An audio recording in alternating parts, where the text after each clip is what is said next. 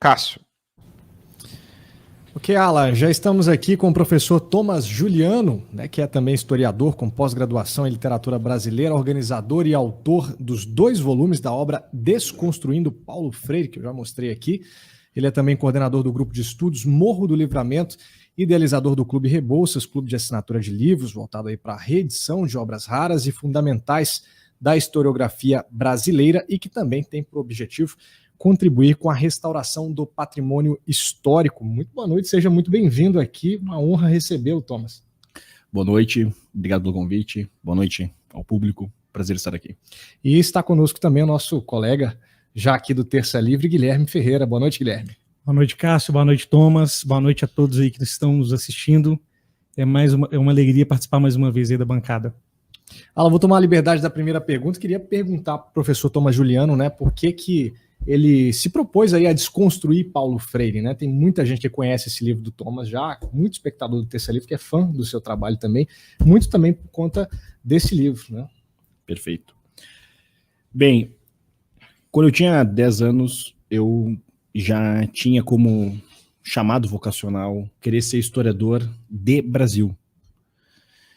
Então, se existia essa inclinação desde os meus 10 anos, era inevitável que, uma vez que eu continuei estudando a história brasileira, que em algum momento me fizesse aquele questionamento, que eu acabasse fazendo aquele questionamento, de por que Paulo Freire é o patrono da educação brasileira. É algo progressivo. Paulo Freire foi definido como patrono da educação brasileira em 2012. Eu tinha 10 anos no ano de 2000. Tive a oportunidade, no mesmo ano de 2000, de visitar o Museu de Artes do Rio Grande do Sul, onde a Carta de Pero Vaz de Caminha foi exposta. Aquilo marcou a minha vida, marcou meu itinerário existencial. Então, eu continuei dedicado a estudar a história brasileira, claro, com todas as correspondências correlatas às circunstâncias das respectivas idades, mas, em 2012, Paulo Freire foi definido como patrono. Uma vez que eu já gostava disso da história brasileira, eu acabei fazendo a pergunta, bem, por que este homem recebeu tal titulação? Por que ele tem este título e Joaquim Nabuco não tem esse título, Machado de Assis não tem esse título, e etc. Então, era inevitável que eu fizesse esse questionamento. Então, primeiro eu fiz o questionamento, comecei a estudar Paulo Freire, anos depois que o livro passou a existir.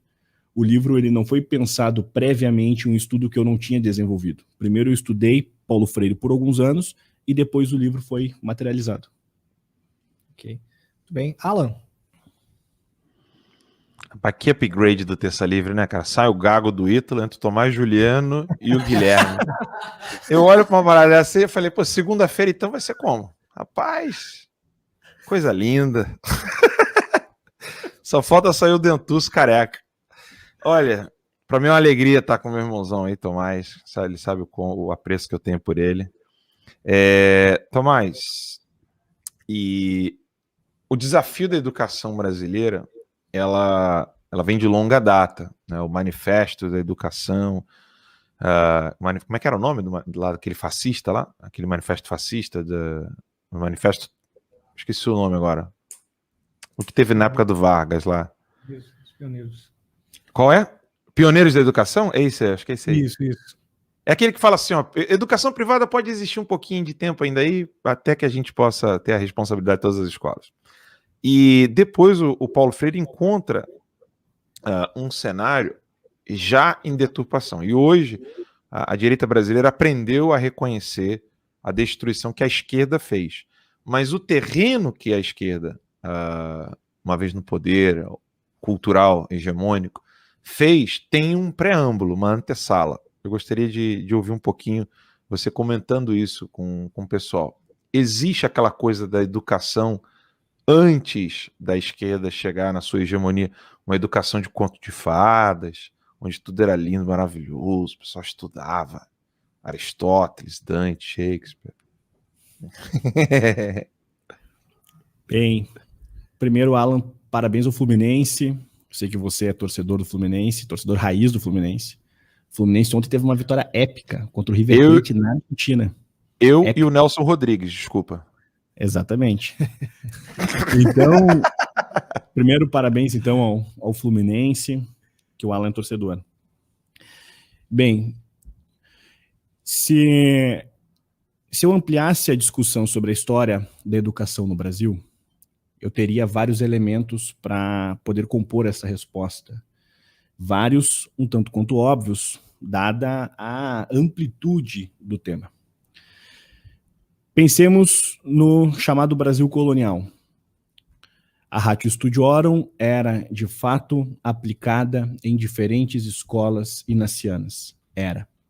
Todavia, quando eu penso no processo de história da colonização, existem circunstâncias completamente diferentes, onde havia e onde não havia uma presença jesuítica.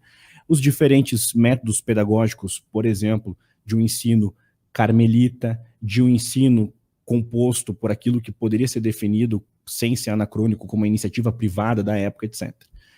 Certo. Então existe todo um painel que é a formação educacional do Brasil. Eu não entrarei nessa discussão propriamente dita. O que acontece é, a partir do nosso processo de independência, havia uma preocupação que era de configurar uma educação que tivesse um fim, e este fim, ora, humanista, ora, um fim prático para a consolidação das próprias instituições, tanto é que pensemos, Joaquim Nabuco precocemente já era advogado, precocemente no campo da idade para os nossos padrões.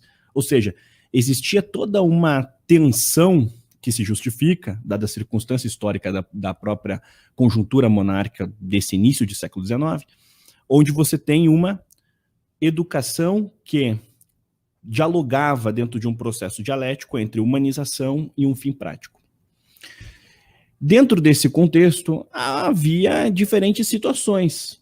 Por exemplo, tivemos um momento áureo no Colégio Pedro II, onde Rodrigues Alves, Joaquim Nabuco estiveram dentro dessa circunstância. Na Escola de Direito de São Paulo, a grande do Lago São Francisco, nós tínhamos ali, em um certo momento da história, Rui Barbosa, Castro Alves, Joaquim Nabuco como colegas.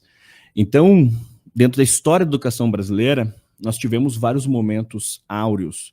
Se nós pensarmos, por exemplo, no Solidônio, grande bibliófilo brasileiro, etc., nós temos ali uma série de registros que demonstram como era desenvolvida, dentro de vários ambientes, esse processo educacional. Mas é evidente que eu não estou falando de um Jardim do Éden, porque ao mesmo tempo eu tenho Raul Pompeia, que escreveu o Ateneu, denunciando um tipo de drama que ele também encontrou nessas circunstâncias dos bancos escolares de então. Se eu penso, por exemplo, no professor Vicente Souza, nem sempre lembrado pela esquerda brasileira, mas que é considerado o primeiro marxista brasileiro de um cunho um pouco mais vocacional, ou seja, aquele marxista mais convicto. Negro, abolicionista, professor de latim. Pensemos, já falei isso para o Guilherme em outra ocasião, você vai numa história nacional, se a gente for falar de educação, você vai de Vicente de Souza a Guilherme Boulos. Na própria esquerda eu reconheço o processo de decadência cultural do país. Abolicionista, negro, professor de latim, amigo do Joaquim Nabuco, amigo de André Rebouças. André Rebouças era um convicto anticomunista. Então, assim, você tem todo um processo onde eu conseguiria mapear vários assuntos em torno da educação. Falei do Brasil colonial, falei dessa tensão dialética em torno do Brasil chamado imperial, e depois eu trouxe esse elemento biográfico só para mostrar um processo a partir de duas biografias de decadência. O que vai acontecer é que, a partir da Revolução de 30, há a supressão das liberdades. A ditadura de Vargas inaugura um painel que nem Floriano Peixoto foi capaz de inaugurar. E a partir do Estado Novo, eu vou ter não só uma ditadura, mas um processo onde a própria educação foi acoplada à ditadura. A ditadura que Deodoro da Fonseca tentou promover, que Floriano Peixoto tentou promover, era uma ditadura que buscava atingir preferencialmente a imprensa. A ditadura de Vargas atinge preferencialmente a educação. Existe um processo reconhecido pelo próprio Gustavo Capanema, que é deformar um tipo de brasileiro ideal. Antes de Gustavo Capanema, que até hoje é um ministro da educação mais longevo da nossa história, Francisco Campos, fascista, reconhecido, que inclusive atuou na própria elaboração do golpe de 64. Então, sim, você tem todo um ambiente muito comum em torno dessa circunstância da década de 30, onde com Gustavo Capanema há um reconhecimento público, inclusive nas celebrações dos bancos escolares, o tipo de arquitetura que a escola é feita, o tipo de planejamento, o diálogo que a escola tinha com manifestações quase que litúrgicas do governo Vargas. Por exemplo, houve a queima das bandeiras, as bandeiras dos estados sendo queimadas em prol da bandeira nacional. Ou seja, você diminui a ideia do federalismo, que era uma das pautas do golpe republicano de 1889. Rui Barbosa era um federalista, por isso que ele aderiu de um modo tão convicto ao golpe republicano. Você suprime essa tensão federalista, que depois Campos Salles tentou remediar com a política dos governadores, e aí você tem o quê? A exaltação do Estado Nacional. Quem inaugurou isso na formação brasileira, de um modo até então inédito, foi Getúlio Vargas. Com Getúlio Vargas, com o Ministério da Educação, eu tenho uma tentativa de criar um padrão nacional de educação. Com este padrão nacional de educação, nós vivemos basicamente até hoje. Ou seja, uma tentativa de suprimir certas liberdades, onde uma escola católica luterana não consegue ter uma independência. Você não consegue ter uma independência curricular. Você, por exemplo, quer montar uma escola, e aqui, por exemplo, o Guilherme tem experiência em torno de escolas superior à que eu tenho. O que eu quero dizer é, você tem uma escola e você quer ensinar latim já desde a primeira série, você tem todo um processo burocrático que você precisa atender e muito provavelmente isso será considerado alienação, supressão de uma liberdade intelectual, sabe-se lá para quê, como entendem essa tal liberdade intelectual, e assim você é definido da pior forma, do pior alinhamento pedagógico possível. Concluindo a minha resposta, então, educação brasileira nunca foi um jardim do Éden. Tivemos sim Anchieta, mas Anchieta não era uma regra, Anchieta muitas vezes era uma exceção. Certo, então existiu a grandeza de Anchieta, ressaltada, mas tu tem um processo colonial onde existem diferentes circunstâncias. No Piauí, no Rio Grande do Sul, Sergipe, Rio de Janeiro e por aí vai. Tá. Brasil Império, formação nacional, uma tentativa de consolidar, inclusive, os signos nacionais. Dentre esses signos, muitos correlatos ao processo de ensino. Nós vamos ter o auge do Colégio Pedro II, que foi basicamente fundado por Bernardo Pereira de Vasconcelos, fundador do Partido Conservador. Então, quando nós pensemos só em nível de imagem contemporânea, tem uma escultura do Bernardo Pereira de Vasconcelos na frente do Pedro II. Pedro II hoje uma escola que promove situações que eu considero abjetas. Aí você tem a escultura de Mao Tse-tung, a escultura de Mao Tse-tung que tem uma relação com o Pedro II, né? Mas a escultura de Bernardo Pereira de Vasconcelos completamente depredada na frente da escola. Pois bem, então nós vamos ter toda essa situação no Brasil Império, enfim. No Brasil Republicano, a partir da década de 30, Revolução de 30, 37, Estado Novo, e aí esse processo totalitário, onde a educação foi moldada a partir de um aparelhamento estatal para cumprir um fim, naquele momento, de um fascismo à brasileira. Então, basicamente, seria esse tipo de painel. Guilherme Ferreira.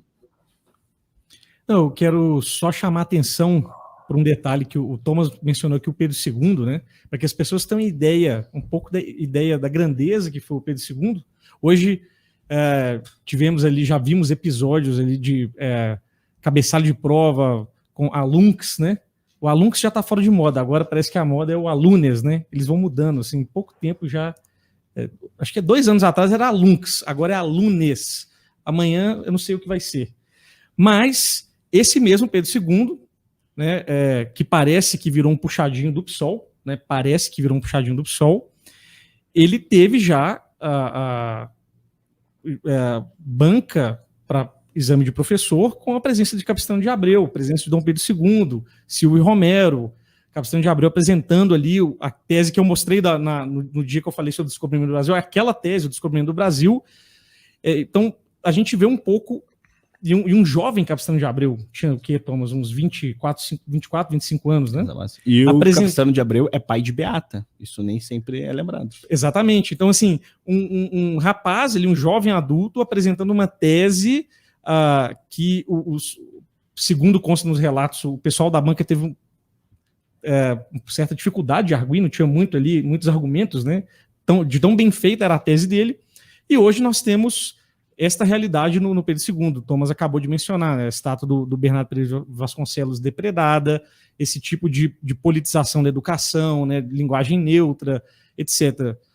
Isso, eu vou reforçar o comentário dele. Essa observação desses extremos não necessariamente também confirma essa ideia de um Éden na educação, não é isso. Mas mostra, sim, que já houve um outro nível que não existe mais, ou que talvez até exista, mas é mais difícil de encontrar. Né? Assim, bons níveis educacionais setorizados, mas essas iniciativas, muitas vezes, elas são marginais, no sentido de que elas têm que operar numa quase clandestinidade, na independência. O próprio trabalho do Thomas, né, é um trabalho independente, porque não encontraria eco, né, nos ambientes acadêmicos. Eu falei da outra vez aqui e repito, né, muitas vezes quando a gente fala de academia, óbvio, sempre reconhecendo que há grandes professores aqui no Brasil atuando na academia, mas quando as críticas que existem, elas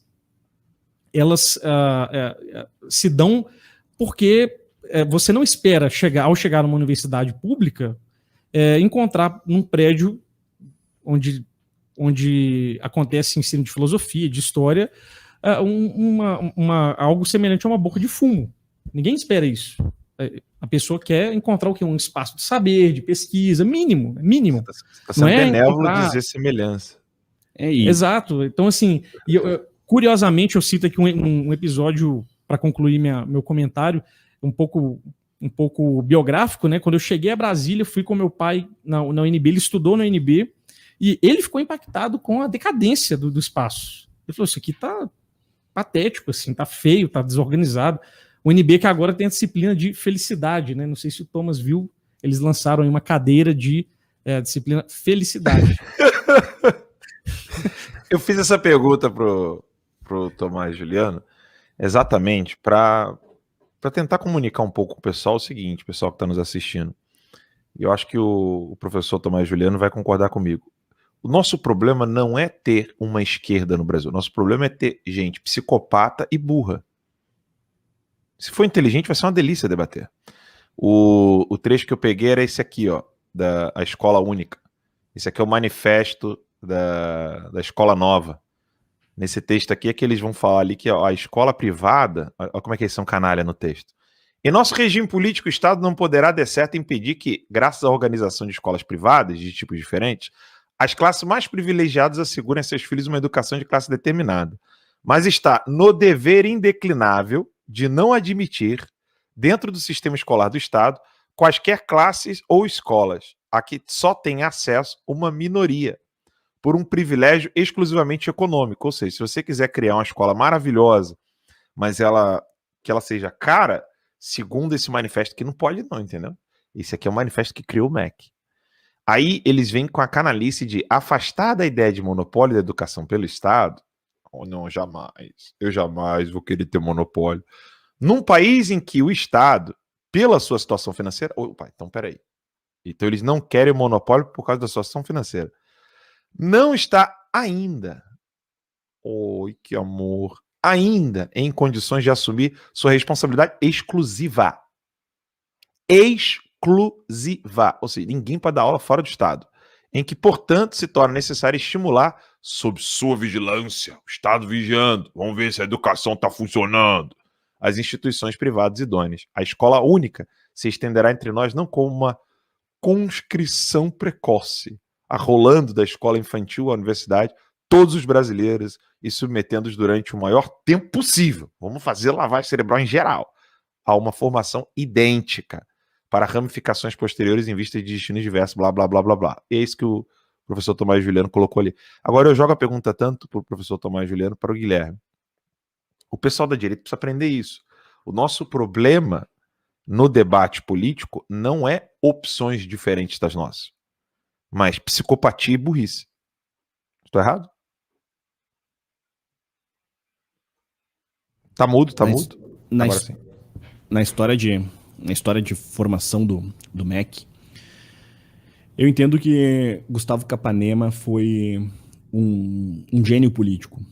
Quando nós pensamos na configuração do Estado Novo, a genialidade política, ela, na minha leitura, ela não fica restrita a Getúlio Vargas. Independentemente do tipo de fim dessa genialidade, eu a reconheço ali. Eu discordo vertiginosamente, mas existe um fim de formação de Estado e de associação de intelectuais dentro da corporação do MEC. E Gustavo Capanema conseguiu fazer isso em parceria com Getúlio Vargas, em tal nível que ele reuniu na história de fundação do MEC, do Cardeal Leme a Drummond, Graciliano Ramos, sendo que Graciliano Ramos escreveu inclusive Memórias do Cárcere quando foi preso durante a ditadura de Vargas. Você tem, dentro da própria história de formação do MEC, a absorção dos escolonovistas. Então, existia uma forma de pensar o Estado brasileiro a partir do MEC. E uma forma de pensar mais as perspectivas do fim prático do Estado dentro de um certo tipo de neomarxismo. Explico.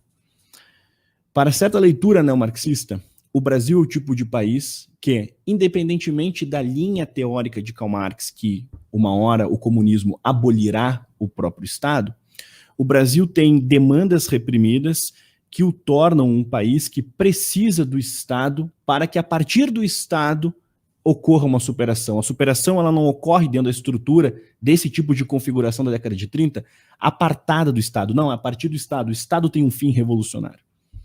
Pois bem, nessa crença do Estado cumprindo um fim dentro da execução da praxis, o MEC foi criado, amalgamando desde o Cardeal Leme até, por exemplo, essas linhas da Escola Nova, em algumas muito radicais, algumas mais brandas, porque nós temos aí Anísio Teixeira, Lourenço Filho, que são homens que pensavam esse processo de educação de um modo, ora, muito similar, ora, muito divergente. Ainda nessa história nacional de uma decadência, onde você sai, por exemplo, de um ambiente de pessoas que tinham uma visão existencial, uma visão religiosa, uma visão econômica, que eu particularmente discordo, mas eu reconheço ali o que é estudo, pesquisa, enquanto historiador, trabalhos de heurística, catalogação documental, enfim. Você pensa, por exemplo, em Caio Prado Júnior. Caio Prado Júnior reconhecia a mestiçagem, Caio Prado Júnior foi um homem que buscou falar do Brasil profundo, viajou o Brasil, renunciou à própria fortuna. Então, assim, ele é considerado um dos pais do marxismo brasileiro, mas você tem vários elementos ali na composição biográfica que eu particularmente respeito. Inclusive, o próprio Paulo Freire tem uma parte da sua biografia, e eu falei isso lá no Pátria Educadora, da Brasil Paralelo, onde eu disse, nasceu pobre, viveu uma circunstância pernambucana, e este homem sai desse espaço, praticamente se autoalfabetizou. Você tem aí um mérito biográfico. Todavia, essa autoalfabetização gerou o quê? Gerou que tipo de escritor, que tipo de pedagogo? Passou por um processo tão denso, existencialmente tão rico, para terminar a vida defendendo o genocida. Então você cumpre um itinerário de sair de uma linha de pobreza, com uma orfandade de pai muito precoce. Você vive tudo isso para terminar a vida defendendo Mao Tse Tung. Então, assim, é um processo que eu considero paradoxal e muito triste. Você triunfa e decai. Começa a vida de um modo... Você sai e termina a vida dessa maneira. Ainda nessa linha de comentários, frente ao que o Guilherme tinha mencionado sobre o Pedro II e todo esse painel histórico e toda essa movimentação que, quando se fala de educação, nós falamos de vários temas que são correlatos ao tema educação. Tá, no caso brasileiro, né?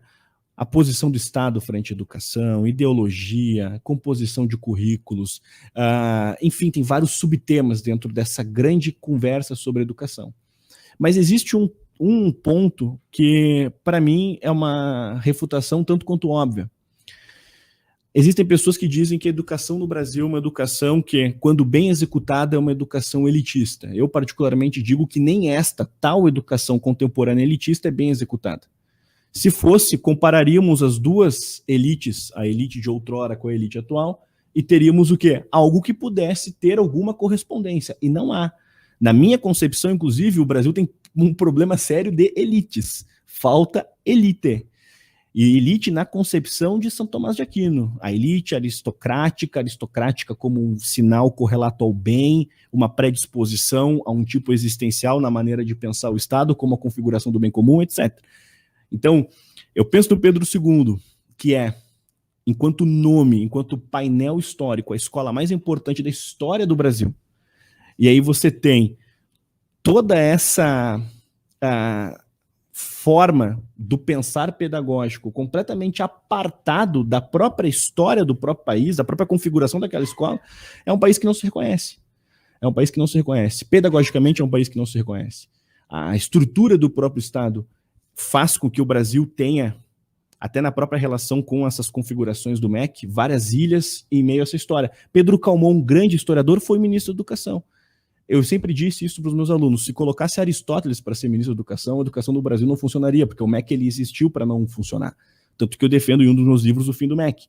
O que acontece é, Pedro Calmon, um historiador gigantesco, um monumento da historiografia brasileira, foi ministro da Educação durante a presidência de Dutra, nessa transição do Getúlio pós-golpe, pós-45, pré-retorno e, consequentemente, seu trágico suicídio. Pedro Calmon foi ministro e as coisas não funcionaram. Enfim, existem vários temas, é algo profundo, necessário. Falar de educação é falar de um processo que também parte de algo que nem sempre, na minha concepção, é discutido, que a educação também se faz no silêncio. Machado de Assis não precisou de escola, por exemplo. Certo? Então, assim, educação também, dependendo do caso, a pessoa sempre entende como uma correspondência do Estado. Educação é escola. Não, dependendo do caso, é exatamente o oposto disso. Eu, por exemplo, me considero uma pessoa dentro das minhas condições minimamente educada, e talvez eu seja uma pessoa minimamente educada porque eu fui um aluno bagunceiro. Eu sempre brinquei falando isso. Não, talvez eu seja educado porque eu fui um aluno bagunceiro. Professor, queria que o senhor falasse um pouco, né? Muito se fala aí do Paulo Freire como símbolo da educação, mas afinal de contas, qual que é a real contribuição dele para a educação brasileira? Teve alguma contribuição? Bem, vamos lá.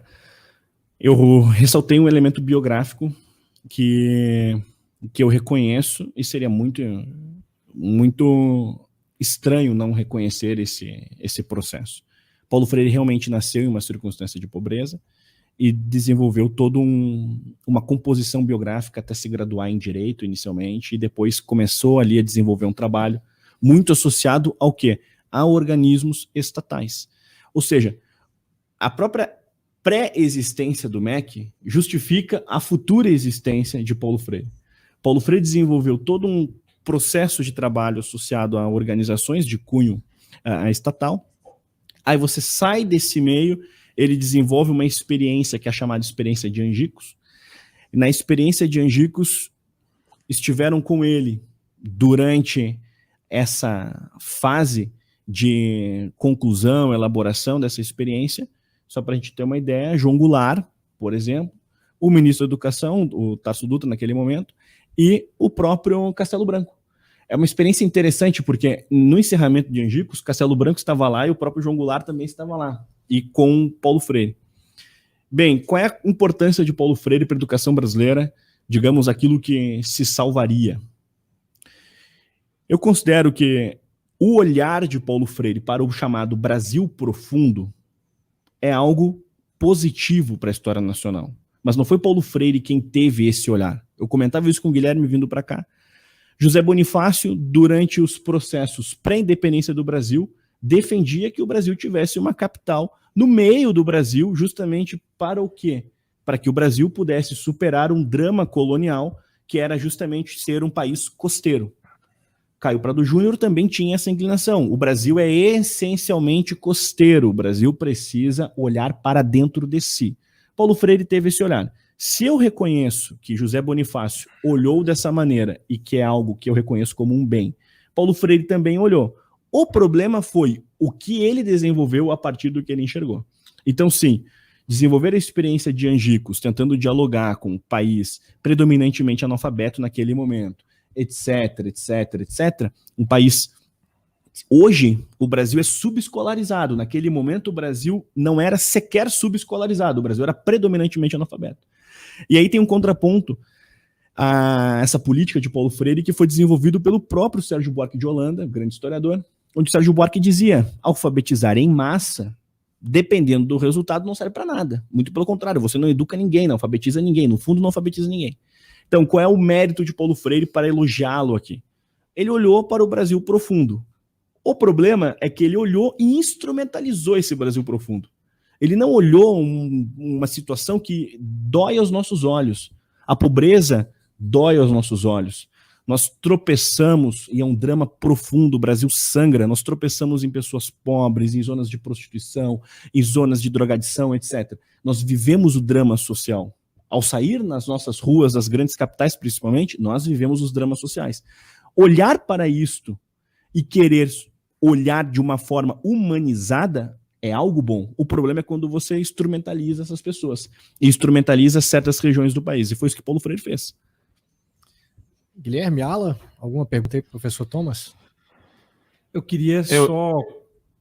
Vai lá, Alan, vai lá, pode ir. Não, é que eu falo demais. Eu queria só comentar, fazer um gancho aqui com a experiência que eu tive ao revisar os 2 livros do Thomas.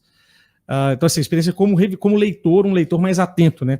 Alguém que está fazendo uma revisão ali textual e também prestando atenção no conteúdo. E tentando um pouco confirmar isso esse comentário que o Thomas fez agora. E qual foi essa percepção que eu tive? Em muitos momentos do processo de revisão, eu mandava mensagem para ele, eu entrava em contato com ele e falava assim: cara, tá faltando palavra aqui nessa citação dele. Transcreveu errado, cara, que isso, transcreveu, tem muito erro de transcrição. E ele dizia: não, tá tudo certo, é assim mesmo. Não, mas não tá dando para entender nada. Eu não tô entendendo, eu entendo, assim, o seu texto é muito claro, outros autores que você cita são claros. Mas quando chega nas citações ali literais de Paulo Freire, eu não consigo compreender. Ativou o gerador de lero-lero? Às vezes parece que era o que estava usando o gerador de lero-lero. Então, assim, uma pessoa que produziu, que escreveu, são mais ou menos 30 obras, né, Thomas? Uma maior, 30 e poucas obras, né, quase 40 obras, e que, se a gente analisa com essa frieza, vamos esquecer aqui a direita, esquerda, esqueçamos isso, vamos analisar o texto enquanto alguém que está tentando te ensinar algo, passar uma determinada mensagem. Não faz sentido. Algumas passagens são ininteligíveis. Algumas passagens lembram discursos da Dilma na sua fase. Eu não quero fazer piada aqui, é muito sério isso. Aqueles comentários da Dilma que não tem pé nem cabeça. Agora do Biden também tem umas falas dele meio desconexas, né? Enfim, não sei qual é a razão disso. Mas é assustador, porque eu me pergunto se alguém que se propõe, né, como pedagogo de todo um país não tinha essa postura de um alto rigor, né, de ler aquilo que está escrevendo e de submeter isso a outras pessoas, a amigos, enfim, a pessoas que vão realmente dar alguma contribuição objetiva para aquilo, para verificar se aquilo faz algum sentido. Então, a impressão que eu tive com essa experiência de revisão do texto, de uma leitura mais atenta, não só do texto do Thomas, mas também das passagens ali que são citadas, né, das citações, da bibliografia, etc., pensando, sem conhecer a biografia dele, do Paulo Freire, justamente assim, olha, um homem não... Será que ele realmente estava interessado? Será que ele realmente estava preocupado, né, após esse diagnóstico, né, que ele faz, né, do Brasil profundo? Até que ponto, né, quando começa o Paulo Freire, o homem que olha para essa realidade e se sente impactado por ela, e até que ponto, onde começa já o político mesmo, aquele que tem um projeto de poder, como o Thomas sempre repete, né, vai ficar endossando e tecendo elogios a genocidas, e defendendo, né, inclusive a eliminação da vida como motor, né, da revolução, etc. Então, assim, no mínimo estranho que, por exemplo, você vai fazer uma disciplina, quando você tem a sorte de fazer uma disciplina na faculdade com um professor que te avalia, que olha o seu português. Eu tive isso na faculdade, foi a minoria, infelizmente, mas tive, né? Um professor que observa ali os seus... Você escreve um texto de 3, 4 páginas, ele corrige, aponta os seus erros, inclusive um professor que era marxista. E penso, poxa vida, um mero aluno de graduação passa por isso, e será que alguém que se propõe como pedagogo de um país inteiro não poderia passar por isso também? Então, assim, isso para mim é uma incógnita. Eu não sei se é um cinismo, se não, enfim, o que seria a motivação disso, mas essa experiência foi muito marcante. E eu compreendi a dificuldade. Meu Thomas comentava, às vezes é difícil fazer uma exegese, porque o que o cara está querendo dizer? Onde ele quer chegar? Não tem uma clareza. Você pega outros autores marxistas, eu cito aqui, por exemplo, a feminista canadense Shulamit Firestone. Tem um livro chamado Dialética do Sexo. Até gosto de comparar ela com a Butler, a Judith Butler. A Firestone, ela é claríssima. É marxista, ela diz no começo. Ela é marxista clássica, tá fazendo uma leitura, uma aplicação do marxismo no feminismo, mas assim, tem começo, meio e fim, as frases são claras, a argumentação é consistente, e por isso é muito assustador, né? Ela propõe no livro dela ali, pedofilia, incesto, etc., defende isso de forma explícita, mas com uma linguagem muito clara, com um pensamento ordenado. A Butler já não é assim. Aquilo é uma floresta, é muito estranho. Então, eu não consigo compreender, e aí para encerrar o comentário, faço um gancho com essa observação do Alan, né? A questão da burrice, da sociopatia, ou da psicopatia, ou da falta de caráter. É possível ter um ambiente, né? Você pega, por exemplo, na Inglaterra, né, o Chesterton e o Bernard Shaw. Eram amigos, tomavam cerveja, né, no pub, ali no boteco, compartilhavam suas discordâncias, tinham visões de mundo antagônicas. O Thomas citou um exemplo aqui no Brasil. Não é possível esse tipo de convivência, é possível. Mas parece que ele começa a desaparecer quando a preocupação é só o programa político, a luta política, a disputa, né? Aquela política do dia a dia, disputa de poder, aquela coisa bem mesquinha, né? Então, essa foi uma impressão que eu tive. Não sei se o Thomas corrobora ou aprofunda, enfim. Simbolicamente, pensemos na composição dos símbolos, né? Símbolos de uma nação. Nós vivemos em um país onde o patrono da nossa educação defendeu o genocida. Mais do que isso, defendeu genocidas. Ou seja, como se um só não bastasse, defendeu genocidas. Simbolicamente, a força disso, dentro de uma estrutura nacional. Se ele é o patrono, e eu sempre menciono isso, no artigo definido, ele não é um patrono no indefinido, ele é o patrono, ele é o símbolo, no singular. Ou seja, ele é o modelo a ser seguido. Aí só numa composição bibliográfica bem rápida. Na Pedagogia do Oprimido, ele escreveu que Che Guevara era sinônimo de amor, escreveu que a revolução é biófila, é criadora de vida, ainda que para criá-la ela tem a liberdade de tirar vidas, estando defendendo genocídio. Enfim, certo? Você tem isso na Pedagogia do Oprimido. Aí você tem na Pedagogia da Autonomia, que dentro do corpus bibliográfico de Paulo Freire é a obra mais desenvolvida dele no campo teórico.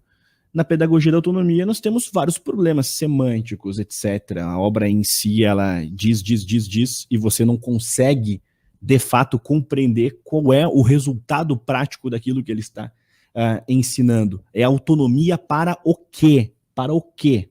Certo? Aí nós vamos ter, por exemplo, na chamada Pedagogia da Indignação, onde Paulo Freire escreveu que o século XX se encerraria, eu só vou pegar um exemplo, poderia pegar mais de cada um desses livros, que o século XX se encerraria com 1 bilhão de desempregados. 1 bilhão, não, o século XX não se encerrou com 1 bilhão de desempregados. Isso não é assim. Então, assim, você é o patrono da educação, você não sabe somar, você não sabe ter o mínimo de honestidade, você defendeu genocidas. Então, assim, a força simbólica disso desmantela uma sociedade. Então, vivemos em um espaço onde, hipocritamente, as pessoas ressaltam um pretenso valor de Paulo Freire a despeito dessas situações. Existem pessoas que pegam uma quantidade de títulos que de fato ele tem e falam, mas ele é o autor brasileiro mais citado. Do outro lado você tem, defendeu genocidas. Aí a pessoa escolhe, não, eu vou ficar aqui com a titulação. É o que o Nelson Rodrigues dizia. Brasileiro por canudo buscaria o Nobel a nado. É assim, é um fato lamentável, lamentável. Então a pessoa tem títulos, genocídio. Não, eu vou ficar com os títulos, ele é o brasileiro mais citado. Quem é você? Quem é você para criticar Paulo Freire? Aí eu trago aquela máxima do George Orwell. Eu sou um doente mental. Ele dizia, na elaboração de 1984, o que ele disse? Existe uma minoria que é a minoria do doente mental, que é aquele que está enxergando um estado de coisas e diz, olha, isso aqui está errado. Vocês todos podem me chamar de doente mental, mas isso aqui, para mim, não é razoável. Para mim, não é razoável definir Che Guevara como sinônimo de amor. Para mim, não é razoável inserir Paulo Freire sequer na tradição dos grandes neomarxistas brasileiros. Eu ofendo a memória de Caio Prado Júnior. Eu ofendo a memória do abolicionista Vicente Souza quando eu incluo Paulo Freire dentro dessa mesma galeria. Não está nesse ambiente, não está. Ainda nessa composição bibliográfica, ele tem a Cartas à Cristina, que é um dos livros que eu coloquei muitas citações que o Guilherme corrigiu, examinou, etc. Nesse apanhado, problemas de estrutura léxica, assim, terríveis, problemas terríveis. É uma composição de cartas um tanto quanto laudatórias, um tanto quanto biográficas, onde ele trocou correspondências com a sua sobrinha Cristina. E você tem ali problemas dentro da estrutura de você conseguir, não só em uma estrutura, digamos, professor Pasquale, como ele dizia, gramaticoide. Não, meu problema com você, Paulo Freire, não é gramaticoide. O meu problema é que eu não estou entendendo sequer o que você está dizendo. Segundo Eric Wegelin, Ortega y Gasset, Mário Ferreira dos Santos, Gilberto Freire, a linguagem é imprescindível para que nós superemos o estado de barbárie. Paulo Freire, portanto, no campo da linguagem, no campo humanístico, ele esteve inserido no estado de barbárie. E quem o ressalta como patrono, como autor titulado, endossa o quê? O estado de barbárie da nossa sociedade. É assim. Alan, antes de passar para você aqui, eu queria só ler dois comentários aqui dos nossos espectadores. Olha, há muita gente comentando aqui, falando que aula, agradecendo o professor Thomas. A Ubileide Varela dizendo, sou pedagoga no curso de pedagogia, se você não elogia este cara, você corre o risco de ser reprovado. Isso é real, gente. A Vera Intensa dizendo o seguinte, outra situação que vivi no curso de pedagogia foi em roda de conversa, estava sendo relatado o livro e Vida do Karl Marx e o professor pediu que eu falasse as minhas impressões e falei e ele não gostou. Muita gente aí relatando diversas experiências na faculdade, né, em colégios aqui. Alan. Olha, como nós estamos falando para um público de direita, conservador, eu faço a economia aqui de não ficar explicando tanto algumas coisas da esquerda. E gostaria de me voltar para a própria direita brasileira e dizer o seguinte, olha, não adianta tentar derrubar um problema sem especificá-lo. Não existe conhecimento que não seja específico. Tem um homem andando na rua, aí você fala assim, ó, cuidado, um bípede. Bípede? Animal? Mamífero? Não, você tem que dizer, é um homem que está querendo pegar uma faca e botar em você, né? E foi esse o trabalho do Tomás Juliano com o livro dele. Porque não adianta, imagine se o Tomás Juliano não fizesse esse livro e dissesse assim, fizesse foto com a arminha e dissesse, Paulo Freire não presta, entendeu? Não adianta nada. Tá errado dizer Paulo Freire não presta fazer arminha? Não, mas é genérico, não é específico. O trabalho do professor Tomás Juliano ao desconstruir esse mito Paulo Freire é louvável por si só. Ele podia não fazer mais nada na vida, isso aí já está de grande tamanho. Por quê? É necessário convencer as pessoas do real problema da educação. E verdade seja dita aqui, né? Se a direita brasileira estivesse realmente preocupada com o problema de encontrar o filho estudando a Lunix e ir para a exposição como aquela do MAN, esforços parecidos como este, que é louvável, óbvio, com relação ao urna auditável, estariam sendo feitos também com relação à educação. E isso não acontece, sejamos honestos. Isso não acontece. Temas políticos eleitorais consegue uma grande aglomeração da direita. Quando você levanta temas que são que têm efeitos piores, como problemas educacionais e intelectuais, acabou. Vocês podem me dizer aqui no chat agora aqui, se você falar que vai fazer um encontro na sua cidade para resolver problemas educacionais, você vai ter a adesão da direita conservadora do mesmo jeito que você teria se você estivesse fazendo um protesto contra o prefeito ou contra o vereador? Sim ou não, né? Basta responder aqui no chat. Você teria a mesma adesão? Ou seja, você vai fazer uma manifestação pelo voto auditável, você tem um monte de gente. Ou pelo dinheirinho, né? Imposto. Imposto alto! Aí você vai fazer uma manifestação contra o imposto. Coisa maravilhosa, né? Você tem uma adesão enorme. Aí você vai fazer um evento para problemas educacionais. Você vai ter a mesma adesão? Não, pronto. Estamos diante de um problema gravíssimo, né? Eu gostaria de ouvir a opinião do professor Tomás e do Guilherme. Estamos diante de um problema gravíssimo, onde nós queremos sanar a sociedade tendo os enfermos do nosso lado.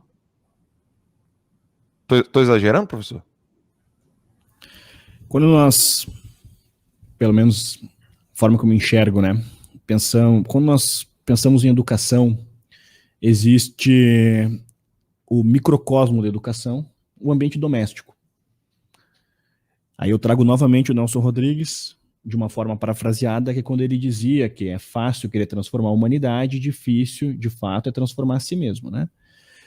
Então, muitas vezes é fácil pensarmos nessas grandes pautas nacionais sobre educação, doutrinação, kit gay, essas coisas todas polifônicas, mas a pessoa não cumpre sequer o requisito mais básico. Não vai na entrega do boletim do filho, não conversa com a professora, nunca leu o PPP, que é o Projeto Político Pedagógico, as escolas têm. Dependendo do caso, a escola doutrina. Mas a tal doutrinação está ali documentada. A escola, de um modo franco, ela está dizendo no Projeto Político Pedagógico, bem, a minha forma de entender educação é esta. Aí o país se espanta. Nossa, o que está acontecendo? Ainda, as pessoas acham que os problemas, por exemplo, da chamada hipersexualização do aluno, que é um problema recente. Não, eu escrevi sobre Paulo Freire e gênero. Paulo Freire foi teórico da chamada educação de gênero. Ele coordenou grupo de estudo sobre isso, inclusive com a presença intelectual do Mário Sérgio Cortella. Então, assim, você tem um ambiente onde os temas que nós muitas vezes achamos que são da pauta do dia, não, tem uma antessala histórica. E dentro dessa antessala, existe uma antessala circunstancial, existencial, onde, dependendo do caso, você não pode esperar que a educação brasileira seja solucionada pelo ministro X ou ministro Y, se você não cumpre sequer o processo mais básico de ler na presença do seu filho, sendo um estímulo para ele. Ou seja, quando nós falamos de problemas educacionais, nós partimos, pelo menos o recorte que eu gosto sempre de abordar, de uma estrutura doméstica até o espaço coletivo. O que é uma sociedade? Um coletivo de várias realidades domésticas. Ou seja, se você vive a sua realidade doméstica minimamente ordenada, você tenta que o outro também viva, e você tem um processo de uma certa ordenação, as pautas educacionais elas ganham um outro tipo de corpo. Por fim, dentro desse ambiente de conversas, de movimentação, enfim. Bem, o Desconstruindo Paulo Freire eu fiz justamente porque eu detectava, e aí eu retomo a primeira pergunta, eu comecei a estudar história brasileira com 10 anos. Não estou falando isso como se eu fosse o precoce da história. Não, eu gostei do tema, me apaixonei pela carta de Peru Vaz de Caminha, tinha uma imagem meio Indiana Jones, mas eu queria entender essa história brasileira, eu fiquei fascinado por esse processo. Dos 10 até os 22, quando o Paulo Freire foi definido como patrono da educação, eu tinha alguma relação com os temas de história brasileira. Certo. Eu até brinquei que eu era um mau aluno. Matei muita aula no ensino médio para ler autores de história do Brasil. Então, dentro dessa circunstância, dentro desse processo, Paulo Freire definido em 2012 como patrono. O Desconstruindo Paulo Freire foi lançado em agosto de 2017. Eu já tinha leitura aqui e acolá de Paulo Freire antes de 2012. Mas de 2012 a 2016, o meu processo de estudo, de imersão em Paulo Freire, ficou ainda maior. Certo. O que vai acontecer? Eu comecei a perceber, principalmente naquelas primeiras manifestações depois da eleição Aécio Dilma no segundo turno, onde as pessoas começaram a contestar o resultado da vitória da Dilma Rousseff, e aí nós temos ali a antessala histórica das manifestações de 2016, ali eu via muitas placas, fora Paulo Freire, fora Paulo Freire, algumas com erros assim primários, outras atribuíam frases a Paulo Freire que ele de fato nunca disse. Eu comecei a verificar aquilo ali, e pera um pouco, existe uma demanda intelectual que não é só de desonestidade da pessoa criticar Paulo Freire por coisas que ele não disse, mas existe uma situação reprimida. Se eu conheço o tema, eu sou professor de história, lançarei um curso para tentar qualificar, não essencialmente os manifestantes, mas os professores interessados, os pais, etc. Lancei o curso, foi um sucesso. Dentro desse sucesso, eu, incentivado pelo meu próprio diretor espiritual e pelo meu mestre Percival Pugina, os dois começaram a falar: por que não escreve? Por que não escreve? Por que não escreve? Aí, em meio a essa situação de incentivos, etc., lancei Desconstruindo Paulo Freire. E aí o que acontece? Lancei, em meio a tudo isso, o primeiro parágrafo do meu artigo, O Patrono do Pau Oco, a partir de Ortega y Gasset, quando ele diz, né, que ser de esquerda como ser de direita muitas vezes é uma escolha para você ser imbecil. E eu começo parafraseando Ortega y Gasset, onde eu coloco: não escrevo à direita, porque eu estou mostrando que o meu texto não é uma crítica ideológica. Eu não estou criticando Paulo Freire porque eu sou conservador, católico. Não, eu estou criticando Paulo Freire pelos elementos que eu já apontei aqui. E por outros que eu não mencionei. Coloquei isso. Quantas vezes eu já fui chamado de isentão por causa desse tipo de coisa? Ah, você não escreveu à direita, etc. Então, assim, você tem que superar, muitas vezes, um processo onde, muitas vezes, seria fácil matar um leão por dia. A dificuldade é matar um leão por dia desviando das antas. Esse é o processo, isso é difícil. Matar um leão por dia é fácil. Desviar das antas, tendo que matar um leão por dia, fica mais difícil. Então é basicamente esse processo. O livro foi, uma situação dentro da história nacional, sem ficar aqui de uma maneira laudatória, mas na história nacional é um processo sui generis. Você tem um livro de pedagogia, lançado de um modo independente por um escritor estreante, que vendeu quase 50 mil cópias. Dentro da história nacional, isso aqui é um fato assim, singular. Singular. Assim. Eu posso, só uma parte aqui, eu tenho uma editora e assim, não é fácil vender 50 mil cópias. Não é fácil vender 50 mil cópias numa editora. Você já tem um canal de distribuição, etc. De forma Nem Playboy mais vende essa tiragem. Eu queria só fazer uma pergunta, eu acho que é rápida para o Thomas responder. Thomas, você falou, isso é tratado no livro, né? Essas menções a Paulo Freire fora do Brasil. Houve já tentativas de implementar o chamado método Paulo Freire em outros países? Bem, na verdade, sim. A resposta que eu gostaria de dar, todo historiador, quando gosta dos temas que estuda, que analisa, que estudou, ele, por essência, ele é sempre prolixo, né? Então eu gostaria de falar muito sobre isso. Mas eu indicaria, o Padre Kleber escreveu um texto em que aborda a relação de Paulo Freire com a teologia da libertação. E ali, o Paulo Freire é apresentado de um modo também correspondente a algumas tentativas de implementação pedagógica, por exemplo, em países africanos. Mas o que eu gosto de mostrar, a partir da pergunta do Guilherme, sem me alongar, é o seguinte: pensemos. Eu sou um escritor estreante. Eu lancei meu livro, houve situações em que eu fui boicotado, eu não consegui colocar o meu livro, por exemplo, na Feira do Livro de Porto Alegre. Eu sou de Porto Alegre, hoje não moro mais na cidade, mas eu sou um escritor, vamos pensar só no aspecto econômico do troço. Eu sou da cidade, sou best-seller, etc, etc, etc. Nem pelo sentido mais economicista, o meu livro conseguiu circular com espaço dentro da Feira do Livro. E nós tentamos, porque era evidente que era do meu interesse vender o livro. Pois bem, o que vai acontecer? Eu sou um escritor estreante, eu quero fazer esse paralelo para a gente poder compreender essa grandeza de Paulo Freire. Eu preciso parar, ter uma comunidade de leitores, e os leitores potencializam o próprio fluxo de leitura. O processo não é com o Thomas. Machado de Assis precisou do Paulo Brito, precisou do Garnier, e você tem uma comunidade de leitores e faz esse processo.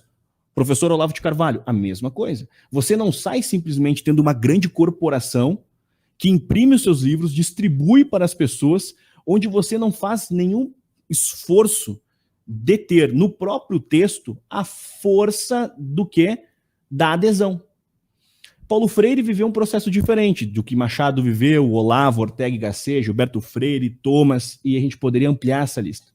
João Camilo de Oliveira Torres. O que aconteceu com Paulo Freire? Paulo Freire recebeu o endosso econômico, político de grandes instituições.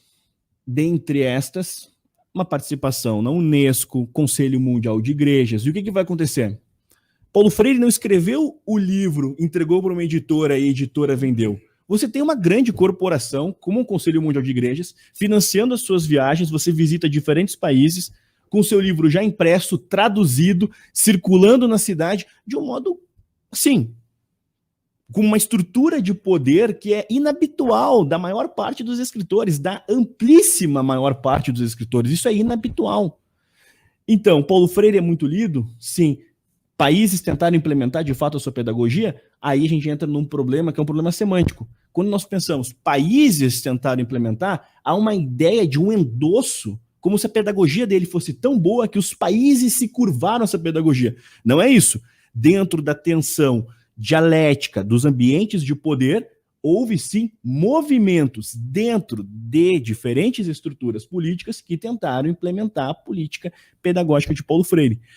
Então, isso é importante. Paulo Freire é o autor brasileiro mais traduzido do planeta. Muitas vezes utilizam essa frase para defendê-lo.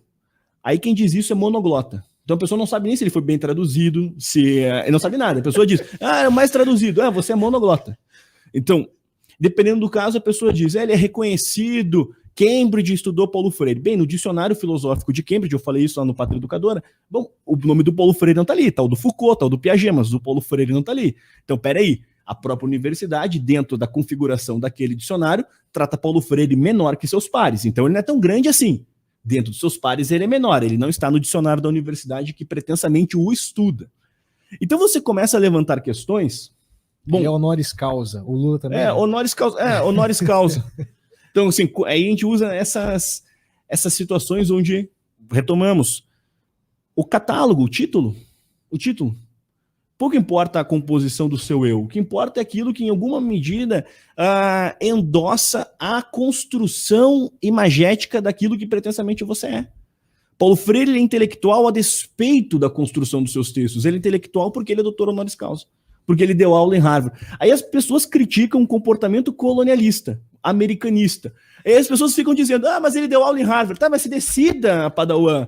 Ou você diz que nós somos colonizados, ou você diz que ter dado aula lá é uma coisa boa. As duas coisas não batem, não dá. Enfim. Bom, a gente já está chegando quase no final aqui do boletim, mas eu vi uma publicação sua recente, a última publicação sua no Instagram, de um jornal da USP falando sobre linguagem neutra, que pode ser considerado movimento social e parte da evolução da língua. Aí diz, segundo especialistas, o objetivo é tornar a língua portuguesa inclusiva àqueles que não se sentem abrangidos pelo uso do masculino. Queria que você comentasse. Bem, pessoal, escrevi algumas notas no Instagram sobre essa situação que eu entendo que é um absurdo. Porque pensemos assim, vamos lá, aqui no público do Terça Livre, nós temos diferentes circunstâncias humanas. Temos órfãos, homens casados, homens divorciados, mulheres casadas, divorciadas, etc. Nós temos as mais complexas estruturas biográficas, certo? Mas existem certas ordenações que são indispensáveis para que possamos, independentemente das nossas particularidades, dos nossos dramas, das nossas conjunturas, conviver. O Alan fazia referência de que apontava por livro e fazia algumas correlações ali do que, basicamente, se nada é verdade, ou se eu posso dizer que qualquer coisa é aquilo que eu digo, se a minha interpretação se sobrepõe, você não tem essa ordenação mais básica que consegue incluir as pessoas, ainda que com as suas respectivas circunstâncias. Então, traduzindo o que eu quero mencionar. A base do meu texto diz, primeiro, que não é um movimento organizado no que envolve o processo orgânico de desenvolvimento da língua, aquele processo natural. Não, nós temos algo que é arbitrário, algo imposto, a partir de um fato que desordena a sociedade.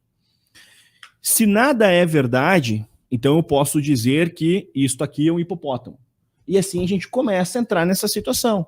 Se você não tem os elementos mais básicos para estabelecer uma ordem, você pode incluir, certo?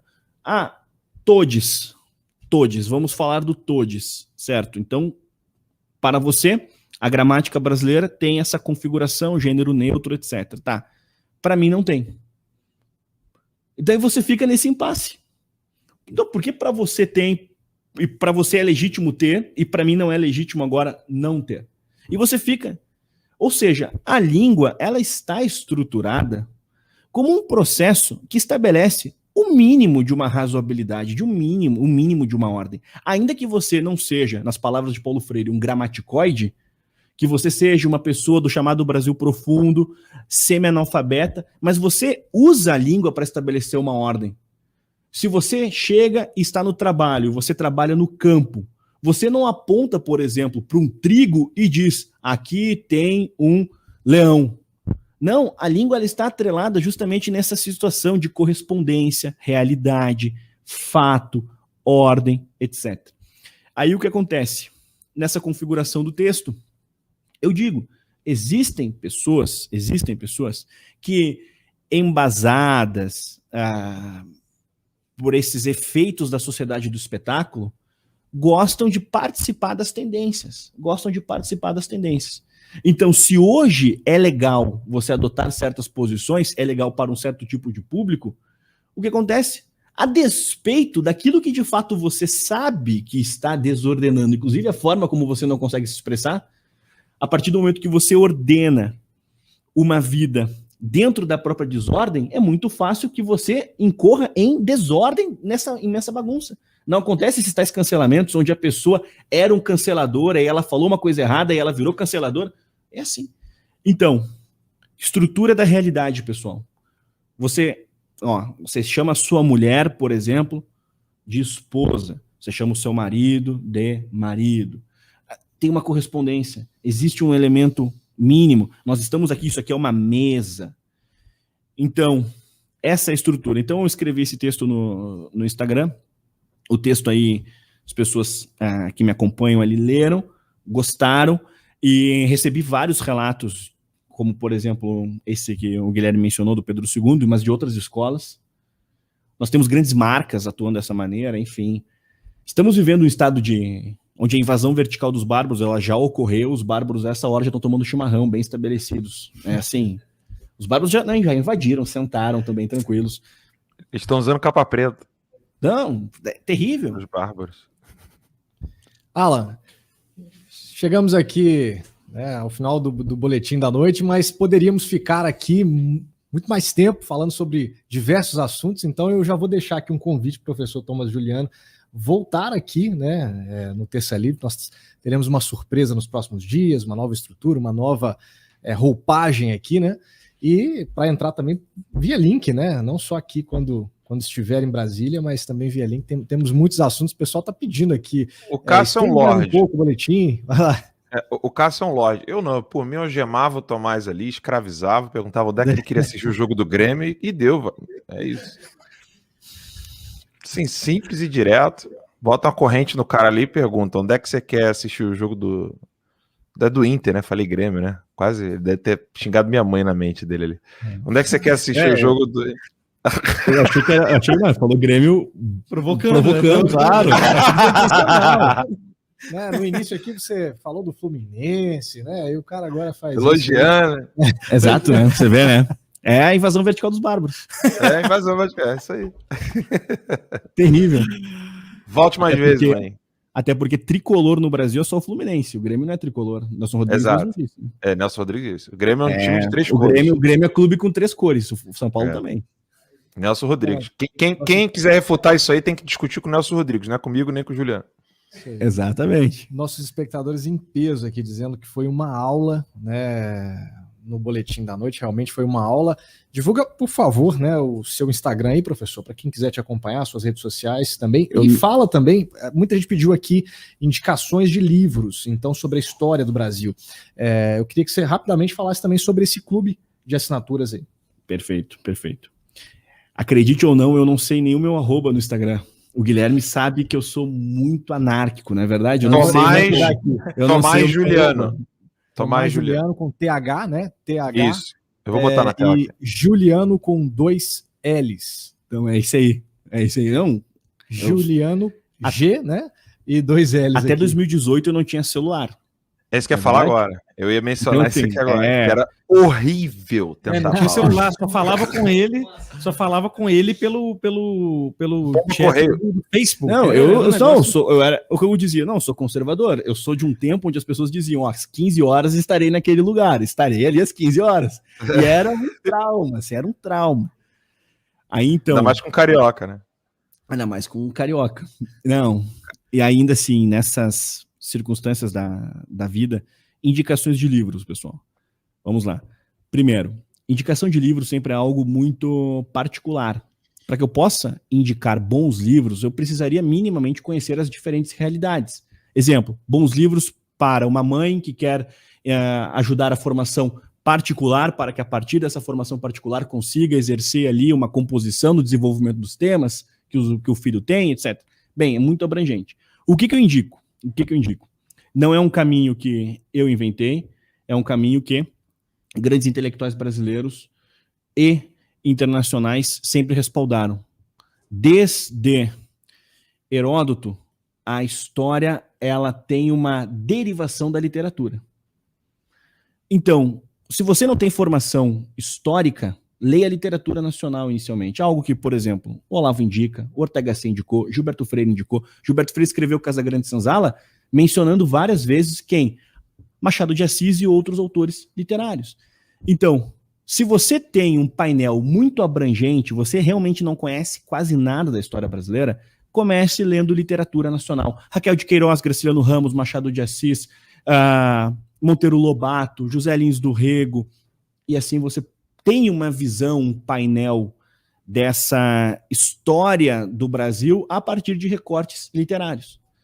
Bem, esse aqui é um caso. Por exemplo, só nesse apontamento literário, eu dou toda semana aulas no Instagram, aulas abertas, sobre a Lígia Fagundes Telles. O último conto que eu abordei, a Lígia descreveu o quê? O processo de decadência patrimonial. Ou seja, na literatura eu encontro temas que são correspondentes à sociologia, à história, etc. Então, pessoal, eu recomendo, leiam literatura nacional. Professor, eu já tenho alguma leitura de literatura nacional. Eu gostaria de algum teórico da história, etc. Bem, aí eu recomendo que vocês comecem sempre por Gilberto Freire. Sempre. Gilberto Freire escreveu uma trilogia que para mim é inescapável. Para mim, Gilberto Freire é o maior estilista brasileiro do século XX. Então, Casagrande Senzala, Sobrados e Mucambos, Ordem e Progresso. Para mim é o início. Então Depois não confundam disso, Paulo Freire com Gilberto Freire. né, exatamente, não são parentes, apesar que o Paulo Freire dizia que gostava do Gilberto Freire, etc. E tal. Enfim, aí em meio a essas indicações, pessoal, Gilberto Freire, essa trilogia para mim é inescapável. E caso vocês possam também se dedicar, e é um tipo de material que eu considero que ele tem um fim prático também importante, eu gosto de indicá-lo, que é a história do Brasil do Pedro Calmon.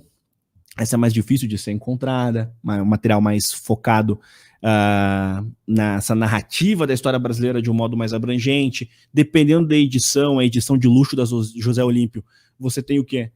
Fotos, imagens de diferentes lugares do Brasil, recomendo. Então essas seriam as indicações. Quanto ao clube, o Clube Rebouças. O Clube Rebouças ele existe a partir de um drama nacional que nós nos esbarramos na decadência patrimonial simbólica do Brasil que eu mencionei aqui. Existe essa situação, nós nos esbarramos nisso.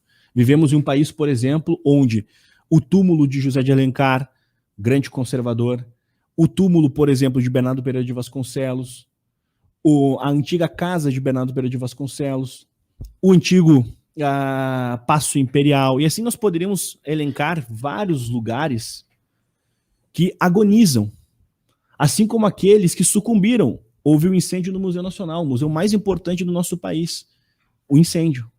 Então, assim, quando nós falamos de patrimônio, existe o patrimônio material e o patrimônio imaterial. Dentro da composição do patrimônio material, esculturas, livros, monumentos, etc. E dentro desse patrimônio imaterial, o impacto disso na construção de uma sociedade. Eu, particularmente, me incomodo de viver em um país onde o túmulo de Machado de Assis não tem sequer as letras devidamente preservadas. Ele é o maior escritor brasileiro e o seu túmulo não está minimamente bem preservado. Ainda, eu sou conservador. Uma vez que eu sou conservador, Bernardo Pereira de Vasconcelos, fundador do pensamento conservador à brasileira, o que vai acontecer? A brasileira no sentido institucional, só para pontuar aqui um recorte, no pós-independência, a casa onde ele morou, em Ouro Preto, fica próxima da igreja de São Francisco, hoje é um bar. É um bar. Você tem uma placa ali, aqui morou o Bernardo Pereira de Vasconcelos. E é um bar, isso me incomoda. É evidente que eu desejo, se o negócio é bem desenvolvido, etc., eu não desejo nada de ruim para o proprietário. Nada. O meu problema não é com o proprietário, isso tem que sempre deixar bem claro. O meu problema é com a decadência patrimonial do nosso país que agoniza. Então, assim, o problema patrimonial da nossa história tem aí décadas. Então, o Clube Rebouças, ele tem essa situação que envolve a agonia patrimonial, a agonia cultural, as pessoas não reconhecem os seus grandes escritores. André Rebouças, herói da Guerra do Paraguai, abolicionista, etc. O seu diário não estava sequer bem transcrito. Não estava. Organizei agora a edição do Diário de André Rebouças no 5º caderno, que não estava bem transcrito. O que acontece ali? Agora o Brasil tem, não falo isso porque é meu trabalho, falo isso porque é um fato, eu comprovo isso no trabalho. Agora o Brasil tem uma transcrição do diário de um herói da sua guerra que também é abolicionista. Vejam esse homem, André Rebouças, negro, no momento que o Brasil tinha escravidão, abolicionista, herói da Guerra do Paraguai. Ainda foi o homem que incentivou o Conde D e a própria Princesa Isabel a própria inclinação abolicionista que tiveram. Existe uma passagem do Diário do Rebouças, quando ele conhece o Conde D, que o Conde D estava com dificuldade para ler trechos em inglês. E aí ele dá para o Rebouças e o Rebouças começa a ensinar inglês para o Conde D. Então, assim, esse é o André Rebouças e o Brasil o esquece. O seu diário não estava bem preservado. O general Osório, na Guerra do Paraguai, tomou um tiro de fuzil na cara e seguiu no combate. Isso ninguém lembra. Então, a partir do momento que eu amo o meu país e eu tenho como premissa de vida dar Brasil para as pessoas, para os brasileiros, acredito que esta é uma via inescapável para que a gente consiga sair minimamente do estado de barbárie, o Clube Rebouças existe para isso. Preenchimento bibliográfico, em alguma medida, restauração patrimonial. Por quê? Porque 10% do lucro anual do Clube Rebouças é destinado para restauração patrimonial. Ah, professor, mas você vai chegar ali, irá restaurar e algum vagabundo vai chegar lá e vai pichar, vai fazer, etc, etc. Não importa, venceremos pelo cansaço. Eu não quero simplesmente ser a pessoa que não fez. Não fez. O vagabundo que responda pelo que ele fez. Eu, todavia, serei a pessoa que irei limpar. Porque eu não gosto, me incomoda, me dói viver em um país onde o túmulo de Carlos Gomes pichado com PCC. Carlos Gomes, pessoal, nosso maestro, o túmulo dele pichado PCC. Então, quando nós falamos de estado de barbárie, vai de um patrono que defendia genocidas até o túmulo do nosso maior maestro com PCC. Então, assim, o Clube Rebouças ele existe um pouco para tudo isso. Patrimônio, bibliografia bem desenvolvida, restauração intelectual, promoção de aulas. Agora nós lançaremos o Do Poder Moderador, do Brás Florentino. Muitas vezes as pessoas dizem, eu sou monarquista. Aí você pergunta, defina o poder moderador, Padawan. Não sabe dizer. Tá, mas você é monarquista, não sabe defender uma base da monarquia brasileira, que era a instituição do poder moderador? Então nós lançaremos uma obra que é o do Poder Moderador, de Brás Florentino, com a curadoria do Marcos Boeira, grande intelectual, meu amigo, etc. Enfim, é basicamente assim que o Clube Rebouças se configura. Muito bem, meus caros. Ultrapassamos já aqui o nosso tempo, mas que aula, né? Todo mundo está dizendo aqui. Muito obrigado, professor, pela presença mais uma vez aqui. Volte sempre ao Terça Livre, sempre bem-vindo aqui na bancada. Obrigado, foi um prazer. Falar de Brasil é algo que faço sempre muita questão. Então, sempre que precisarem, estou à disposição. Maravilha. Guilherme Ferreira, muito obrigado aí pela participação mais uma vez. Eu que agradeço. Vamos chegar na rádio e na TV, né? Para Exatamente. amplificar isso aí. Eu vi muita gente mandando nos comentários aí. Pessoal, segunda, nova etapa, surpresa, e vocês são responsáveis por isso aqui, pelo que vocês vão ver na próxima semana. Teve muita gente falando assim, poxa, o Terça Livre tinha que estar na TV aberta, esse tipo de aula aqui, programa sobre educação. Bom, se você quer isso, né, a gente também quer, né, Guilherme? Assine o Terça Livre juntos, é a grande oportunidade, né, Alan? De levar o Terça Livre para o rádio, para a TV aberta. Segunda-feira tem surpresa, tem novidade. E é isso aí, a gente se despede aqui. Boa noite, Alan. Obrigado pela participação aí. Eu que agradeço. E se o pessoal assinar, eu prometo acorrentar o Tomás aí. Valeu, Alan. Maravilha, pessoal. Muito obrigado. Vai. Eu quero aqui agradecer os nossos espectadores pela participação. De modo especial, eu quero mandar um abraço aqui para o Paulo Santi, que está nos acompanhando aqui. O Paulo Santi, que é um grande baterista também, foi baterista da banda católica Adoração e Vida. Está dizendo que está. Ele disse aqui que está sempre acompanhando o Terça Livre, está lá em São Paulo. Um abraço, Paulo. Fiquem com Deus, uma ótima quarta-feira para todos vocês. Amanhã voltamos aqui com o Boletim da Manhã e também o Boletim da Noite no seu canal Terça Livre. Terça Livre TV, o jornalismo como deve ser.